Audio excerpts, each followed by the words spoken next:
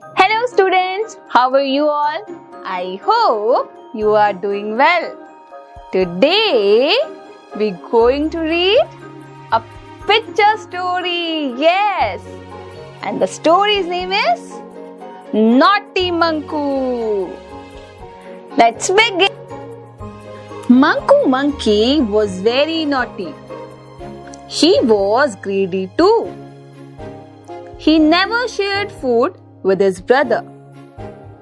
One day, Manku found a basket of juicy mangoes on the roof of a house. He ate all the mangoes and did not share them with his family. Smiley Sparrow, who was Manku's friend, asked him not to be greedy. But Manku did not listen to her and asked her to leave. Suddenly, Manku's mama came and she scolded him. "Manku, these are bad manners." Angry Manku decided to leave his home. I will never go back.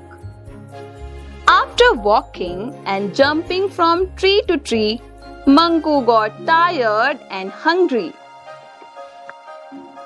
He saw a pond and went there to drink water.